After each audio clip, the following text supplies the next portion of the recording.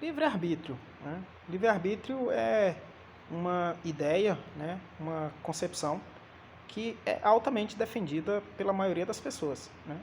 E quando eu digo maioria, eu estou me referindo à maioria dos cristãos e não só os cristãos, eu diria que nas outras religiões, até pessoas sem religiões, todos defendem a ideia do livre-arbítrio, né? Apenas uma pequena minoria se atreve a arriscar e defender de que o livre-arbítrio não é uma verdade, não é uma realidade. E eu diria até que, com surpresa, alguns cientistas, ultimamente, também têm, até de forma mais lógica e mais biológica, é, acreditado que o livre-arbítrio realmente é uma questão que não pode ser verdade, né? De forma filosófica, os cientistas estão também, alguns deles estão enveredando e afirmando que o livre-arbítrio não pode condizer à lógica. Por quê? Porque qual que é a definição do livre-arbítrio? Nós precisamos primeiro começar pelas definições, né? Porque dependendo das definições eu poderia concordar com você de que o livre-arbítrio existe, né? Se você permitir que eu dê as definições do livre-arbítrio, eu concordaria com você de que o livre-arbítrio existe. Agora, a questão é que a definição geral do livre-arbítrio, eu não consigo concordar que o livre-arbítrio existe, porque as pessoas, o que elas querem dizer quando elas falam do livre-arbítrio? Elas estão dizendo que o homem, ele é livre para tomar escolhas, fazer escolhas livremente, sem a influência de outra pessoa externa. Ou seja, o homem, ele é o seu próprio agente das suas decisões. Ele é livre ao tomar decisões entre A e B. O homem, ele é totalmente independente para tomar suas decisões, para que assim ele seja responsabilizado lá na frente. Ele é totalmente livre para tomar suas decisões, seja quaisquer que fossem. Desde decisões comuns, como entre escolher uma camisa azul ou uma camisa vermelha, até decisões morais, como entre escolher entre o bem e o mal, fazer o bem ou fazer o mal. Ou seja, o livre-arbítrio, ele, pela definição geral, ele diz que é a capacidade que o homem tem de livremente escolher a respeito de tudo. Qualquer coisa que for colocada à frente do homem, ele é livre para escolher entre A ou B. Essa é a definição do livre-arbítrio. Você vê que a definição do livre-arbítrio, pela maioria das pessoas, é exatamente isso que elas defendem, é exatamente essa definição grandiosa, majestosa, essa definição assim que dá ao homem quase que um superpoder. Ele possui uma habilidade incrível e é óbvio que isso vai atender muito bem aos anseios que o próprio homem possui, né? Isso dá ao homem uma capacidade ele pode fazer o que ele quiser. Ele não só pode fazer o que ele quiser, como tudo aquilo que ele desejar, muito provavelmente ele conseguirá. Então é um produto muito bem vendido, a ideia do livre-arbítrio, essa ideia do livre-arbítrio.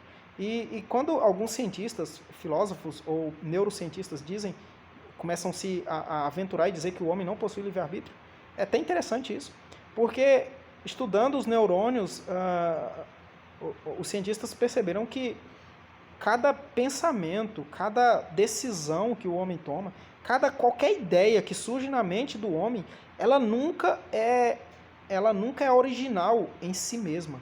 Ela sempre é originada em outra ideia, em outra memória. Ou seja, o ser humano ele é um grande baú que carrega memórias e mais memórias. Algumas delas eles não conseguem nem acessar.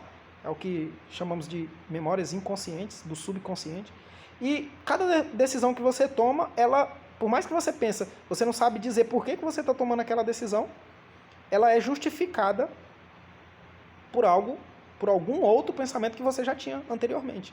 E aquele pensamento ele é justificado por outro mais anterior e por outro mais anterior, de forma que é quase impossível dizer que o homem ele é realmente livre. Então, se nós dissermos, eu estou discorrendo apenas na questão da lógica. Então, se nós dissermos que é dado a escolha para um homem escolher entre uma camisa azul ou uma vermelha, um escolhe azul e o outro escolhe, sei lá, vermelha. E veja que aparentemente eles estavam livres para escolher. E eles realmente escolheram. O fato é que eles não conseguem explicar por que escolheram. Na maioria das vezes, nós tomamos decisões que nós não conseguimos explicar. Nós não sabemos explicar por que você diz, mas por que você escolheu o azul? Ele vai dizer, eu gosto de azul. E aí aquela pessoa pergunta, mas por que você gosta de azul? E se ele tiver uma resposta para isso, você faz uma nova pergunta em cima daquilo, a fim de encontrar uma resposta que seja mais profunda ainda. E a verdade é que vai chegar um momento em que ele vai dizer assim, não sei, só sei que é assim. Uma frase até cômica, de um seriado brasileiro. Não sei, só sei que é assim. Eu gosto, e é só isso. Veja que o homem, ele sim possui essa liberdade para escolher as coisas. Só que ele nunca é livre da sua própria vontade. Agora, a grande pergunta é, quem guia a vontade do homem? Qual que é o centro? Onde que fica o motor que guia as vontades do homem? O que conduz o homem para cada decisão que ele toma? Já que ele defende que ele é livre. Então, se isso é verdade, então o homem não possui motor algum. Para a ideia do livre-arbítrio ser lógica, ser verdadeira, significa que toda decisão que o homem toma, ele não possui nada que impulsiona aquela decisão. Ele não existe nenhuma influência que faz com que ele tome a decisão entre azul ou vermelho. Isso eu estou me referindo apenas a decisões não morais. Eu ainda nem entrei no ponto da questão moral, que nós sabemos que é a mais importante. As decisões morais são realmente importantes. Mas, veja, se não existe nada que impulsiona o homem a tomar uma decisão entre o A ou B, entre o azul ou o vermelho, então o mais lógico é que esse homem não tomasse decisão alguma.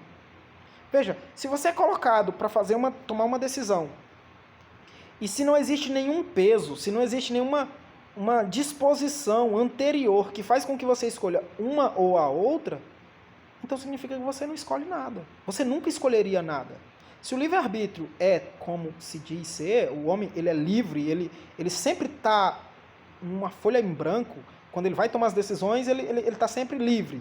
Nada está impactando na vontade dele. Ele está livre, inclusive, dele mesmo. Inclusive das suas próprias influências. Se ele é livre deste modo, ele nunca tomaria decisão nenhuma. O que nós sabemos que não é verdade. Os homens tomam decisões. Então, quando eu digo que o livre-arbítrio não existe, eu não estou dizendo que o homem perde a sua capacidade de escolha. Eu não estou dizendo que o homem é um ser apático que não pode escolher, não escolhe nada. Não é isso que eu estou dizendo. O homem tem a sua capacidade de escolha. O homem, inclusive, toma essas decisões baseado na sua vontade. Quando eu digo que o homem não possui livre-arbítrio, eu não estou dizendo que o homem não possui vontades. Pelo contrário, o homem possui vontades, ele age inteiramente mediante a sua própria vontade. A pergunta agora seria, quem é que guia essa vontade? Porque quando nós dizemos que o homem é livre-arbítrio, esse grande superpoder, nós estamos dizendo que esse homem, ele tem algo fenomenal. Ele sempre pode escolher entre o bem e o mal. Agora, na questão moral. O homem sempre poderá escolher entre o bem e o mal. E quando ele decidir entre o bem, ele o fará por vista que ele não deseja o mal. Então, o homem ele terá uma vida uma vida como uma montanha russa. Ora ele escolhe o bem, ora ele escolhe o mal. Então, dependendo do momento, pode ser que ele escolha somente o que é bem, depois somente o que é mal. E isso é o que prega o livre-arbítrio. E não é de se admirar que, se eu contrapor essa ideia de que o livre-arbítrio realmente existe, isso vai vai mexer com muita gente. Isso vai fazer com que as pessoas se sintam incomodadas. Porque tocar naquilo que é de mais precioso, não se engane, a ideia do livre-arbítrio é o que é de mais precioso para o homem. Porque se eu digo, eu vou já dizer o que seria o oposto, se o homem não possui livre-arbítrio, o que é então que ele o possui? Eu tocar nesse, se eu posso assim dizer, ídolo humano, esse ídolo do ego humano, eu posso tocar em qualquer coisa, menos no grande ídolo do ego humano. E o ego humano, ele está representado no livre-arbítrio. O homem gosta, ele ama, ele adora a ideia de que ele está na direção de sua própria vida. O homem ama saber dizer, eu estou errado, mas pelo menos foi eu que tomei a decisão. E por que assim? Assim porque, da mesma forma que em algum momento ele vai dizer, eu fiz a decisão errada, mas pelo menos foi eu que tomei a decisão. Ele defende isso porque quando ele aparentemente tomar decisões corretas, boas, da mesma forma que na outra ele reconhece que foi a própria escolha dele que provocou o mal, quando ele escolher aparentemente coisas boas, ele vai poder bater no peito e dizer, mas foi eu que tomei a decisão correta. Ou seja, quando ele tomar, se é que ele haverá essa oportunidade de tomar decisões corretas, ele vai sempre poder bater no peito e dizer que foi ele que tomou aquela decisão. Que ele é responsável. Foi ele que produziu o bem que está diante dele. Ele vai dizer assim, olha, tá vendo tudo isso? Foi eu mesmo que fiz. Foi eu mesmo que produzi isso aqui. Isso aqui foi fruto da minha decisão. Ou seja, se você tira a ideia de livre-arbítrio do homem, você tira também dele todo o orgulho. E não é por menos que o livre-arbítrio ele é defendido. Criticar o livre-arbítrio é tocar naquilo que fere o orgulho humano. E o que é admirável é que isso também seja verdade para a maioria dos cristãos. E óbvio que, sim, o que eu estou falando é apenas algo altamente introdutório. Eu nem citei textos bíblicos. Eu ainda nem poderíamos fazer isso. Veja que esse assunto vai se delongar por horas, se fosse o caso. Mas se o homem não possui o livre-arbítrio, e para isso até a própria ciência já começa a encaminhar e dizer exatamente isso, que de fato não faz sentido lógico a ideia de livre-arbítrio, não somente lógico, biologicamente falando, os neurônios de um ser humano, eles são interligados de forma que eles não permitem o livre-arbítrio. Porque cada impulso nervoso que flui no cérebro humano, esse impulso ele é relacionado por outro impulso, que foi relacionado por outro impulso, e cada impulso desse é uma memória que você possui, que foi construída em algum momento, e que é quase impossível definir o que causou uma decisão. Não que não exista, mas é porque é difícil de definir de onde nasceu aquela decisão, seja por A ou seja por B. Mas se o homem não possui realmente esse livre-arbítrio do que todos defendem, e o que ele possuía então? O que o homem possui, e para isso eu já recorro ao relato bíblico, o que o homem possui é um estado que nós conhecemos como natural, mas obviamente ele é antinatural, o homem não foi criado dessa forma a princípio, mas o que nós conhecemos hoje, chamamos ele de estado natural, é um estado natural que impacta todas as decisões morais do homem. Ou seja, a Bíblia chama isso de estado de morte. Ou, um nome menos ofensivo, estado pecaminoso. Todos os homens são pecadores. Isso porque o pecado afetou a natureza humana. E se o pecado afetou a natureza humana, o pecado é aquele que afetou as decisões humanas, afetou a vontade humana, afetou o centro da alma do ser humano, afetou aquilo que o homem agora deseja, o que ele ama, afetou tudo, inclusive as decisões humanas. Então, não pense que o homem é capaz de tomar qualquer decisão sem que ali haja influência do pecado. Qualquer decisão que ela é tomada, aquilo é tomado com influência do pecado. Isso vale para, basicamente, todas as decisões morais. Todas as decisões morais que um homem toma, se ele for realmente livre, como as pessoas dizem, esse estado de liberdade apenas o conduz para um estado pior. Por quê? Porque o pecado ele só produz o que é mal, e esse pecado ele tocou todas as faculdades humanas. Então, o homem ele é livre para escolher aquilo que ele quiser, mas ele nunca será livre da sua própria vontade. O homem nunca toma uma decisão contra a sua própria vontade. E até quando ele é colocado em um impasse, quando ele é colocado em situações em que ele tem que escolher entre duas coisas que ele não quer, ele sempre vai escolher aquilo que ele menos quer.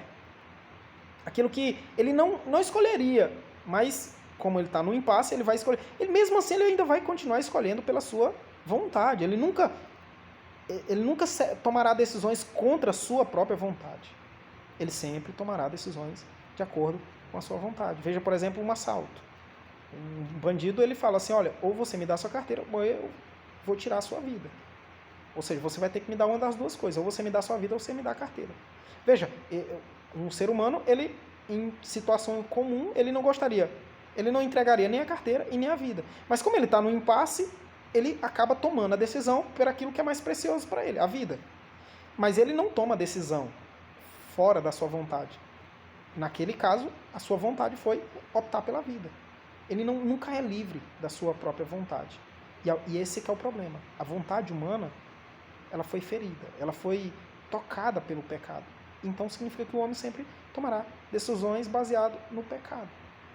Isso faz com que o homem não seja nunca livre. Isso faz com que o homem nunca tome decisões morais por si só que o levem a boas decisões morais. Se o homem não for ajudado por um ser, por uma entidade, por alguém externo, que não só é externo a ele, mas que é livre deste pecado, já que o pecado tocou não somente a um homem, mas a todos, se este homem não for ajudado por alguém externo, não só externo, mas santo, puro, ele nunca tomaria decisões morais corretas. E é óbvio que isso é estranho, porque normalmente, volto na questão do ego, o ser humano ele vai sempre achar, mas eu tomo decisões sozinho sim. E essas decisões, na maioria das vezes, elas são boas. Isso é tão incrível, porque o pecado, ele consegue afetar o homem de tal maneira, que até a forma como o homem se enxerga a si mesmo, ele vê a si mesmo, isso é distorcido. O homem, ele não é aquele ser que, ao ser contaminado pelo pecado, agora ele olha para si e consegue fazer uma avaliação correta de si mesmo. Pelo contrário, ele agora, que foi adulterado pelo pecado, quando ele olha para si mesmo, a visão que ele tem de si mesmo é uma visão distorcida, fazendo com que ele enxergue a si mesmo de uma forma que não é real.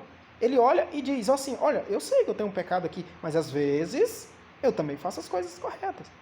Ou seja, o homem perde, inclusive, a capacidade de olhar para si e dizer, eu sou puramente mau. Eu fui impactado pelo pecado de forma que tudo o que eu faço, as motivações das coisas que eu faço, são provenientes do mal. Quando ele é confrontado com algo que ele faz, ele justifica.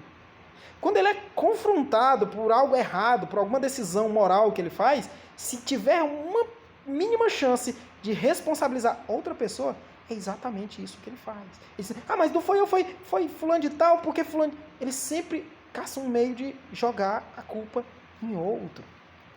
Veja que o pecado, ele dominou, ele tocou tudo que há no homem. E é óbvio que essa questão do livre-arbítrio, ele é essencial para uma verdadeira compreensão do Evangelho, de modo que, caso contrário, se o livre-arbítrio é algo que realmente existe, então o livre-arbítrio ele abre brecha para a justiça própria. Mesmo que numa escala milimetricamente inferior. Mesmo que seja 1 milímetro de, mas eu contribuí um pouquinho aqui, eu sei que o Evangelho diz que Deus ele fez tudo por mim, mas eu tive uma participação ali mínima. É exatamente isso que o livre-arbítrio ele faz. E ele é tão sagaz nisso, porque basta que nós deixamos 1 milímetro de brecha para essa ideia, concepção de livre-arbítrio, em que o homem ele está livre para escolher, ele teve uma participação ali mínima. Desde que nós deixamos 1 milímetro, aquilo ali começa com 1 milímetro, cresce, e daqui a pouco nós estamos em um ato de salvação meritocrático. Deus fez a parte dele, mas tem 1 milímetro que eu participei. Eu tenho uma parcela aqui nessa obra.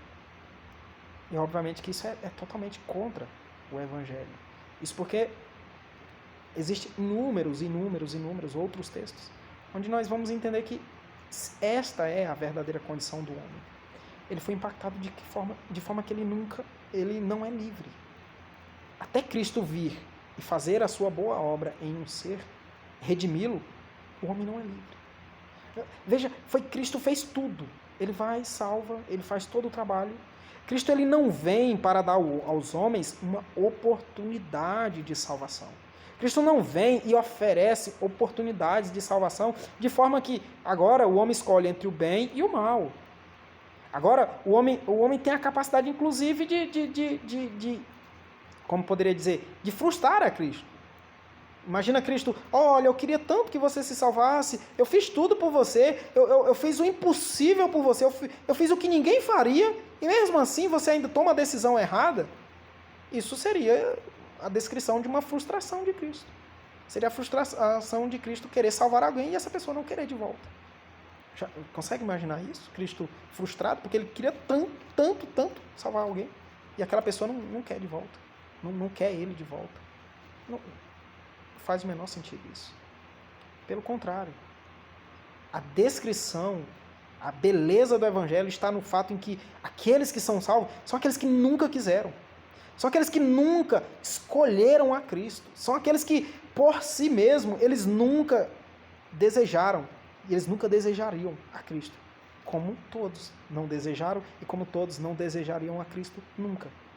Mas Cristo dá a eles tudo o que é necessário. Cristo os faz viver novamente. Cristo ressuscita. Faz com que aquela parte que estava morta ressuscite. E agora, é óbvio que alguns vão dizer que está ressuscitado e essa pessoa tem a opção de escolher entre Cristo ou não. E aí entra no mesmo ponto da frustração de Cristo. Você consegue imaginar Jesus ressuscitando alguém e a pessoa vem e diz: não, mas estava tão bom aqui na cama. Não, eu não pedi para ser ressuscitado. Deixa eu voltar aqui de novo para o meu túmulo. Deixa eu morrer aqui de volta. Isso não faz o menor sentido. Porque aqueles que provam da vida, veja, primeiro é Cristo quem ressuscita. Mas depois disso, depois que Cristo ressuscita, aqueles que provam da vida, eles nunca rejeitam a vida. Ninguém que prova da vida vai rejeitar a vida.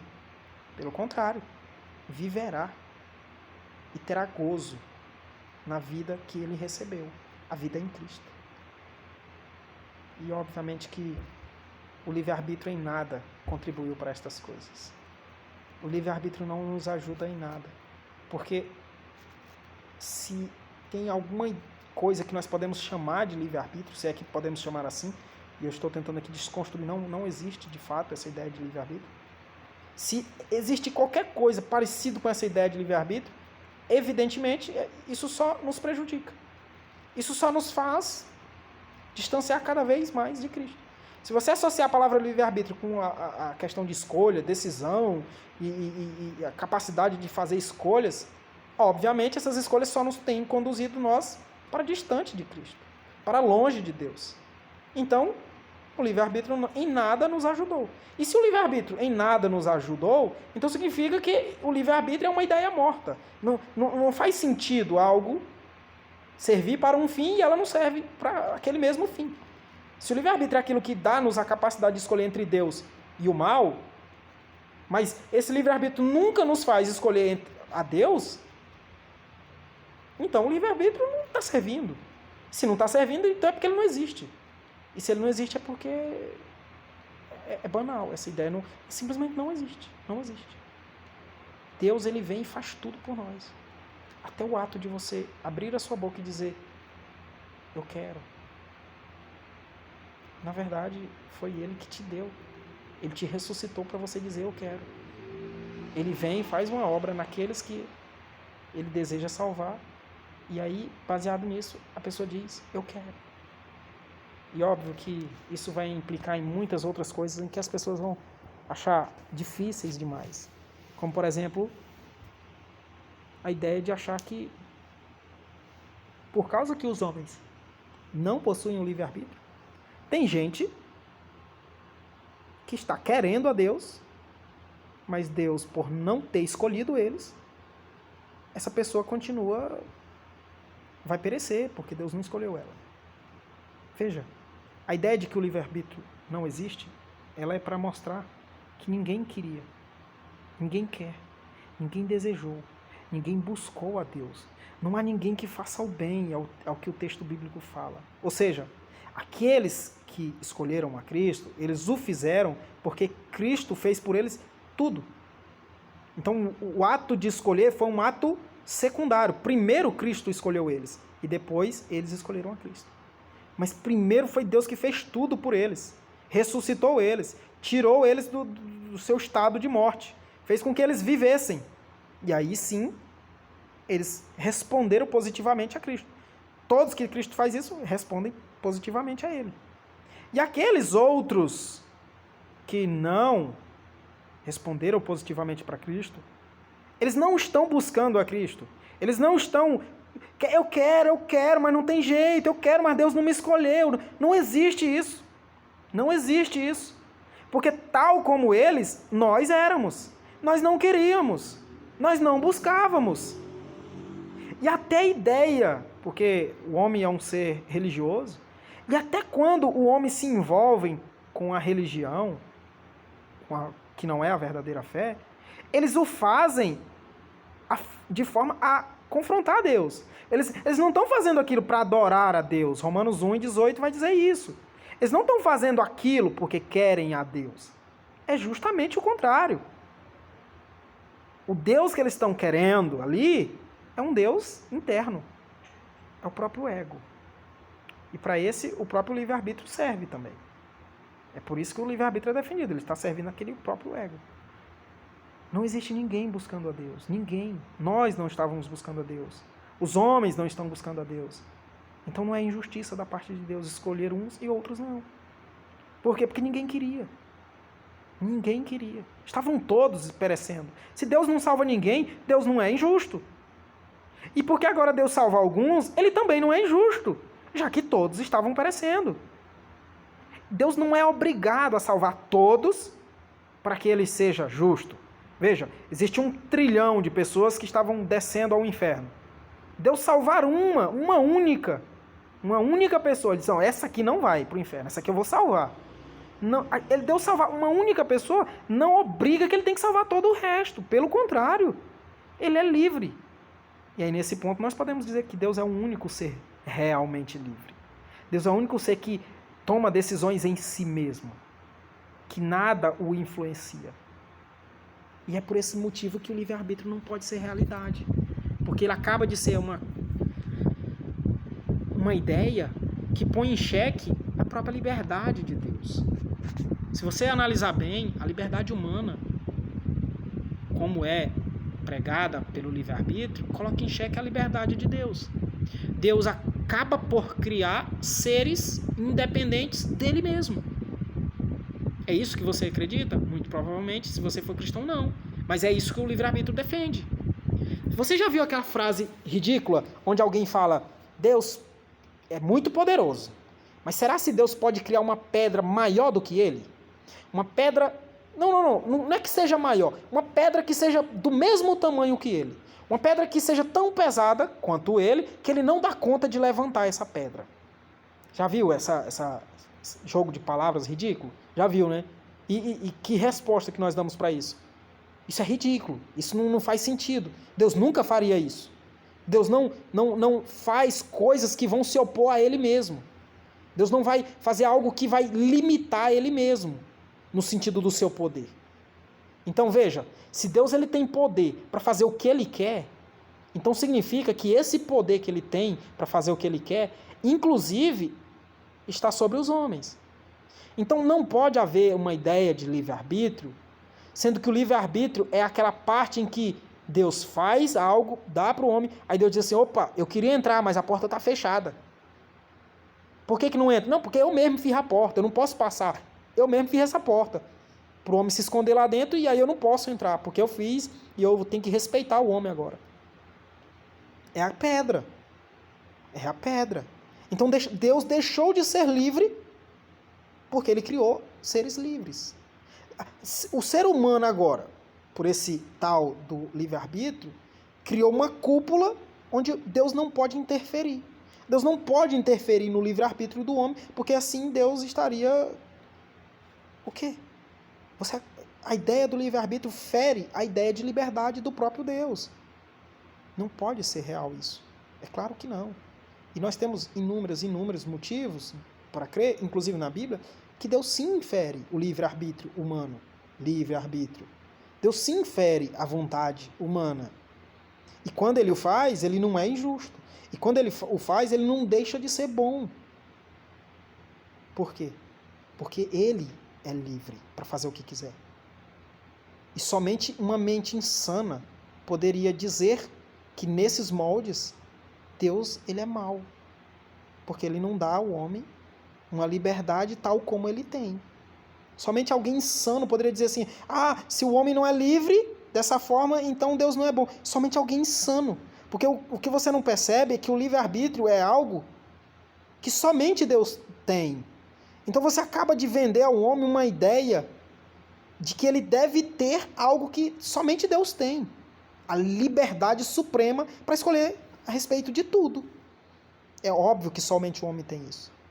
E isso está tão ligado com o ego humano, e o ego humano está tão ligado com a adoração, que é exatamente isso que Satanás fez. Satanás foi expulso porque em algum momento ele quis a mesma adoração que Deus tinha. Ele queria a mesma autoridade, ele queria estar no mesmo patamar. E é isso que é vendido aos homens hoje. A ideia de uma liberdade tão preciosa e tão grandiosa, que essa liberdade somente Deus tem ela. E aí é vendido ao homem essa liberdade, como que ele a possui. E essa liberdade, esse tal do livre-arbítrio, como ele é ensinado, ele está diretamente ligado ao ego, que o ego está ligado à adoração. Ou seja, esse trono da qual os cristãos dizem que Deus está assentado nele, nunca poderá ser inteiramente assentado somente por Deus. Tem que ter uma parte do ser humano.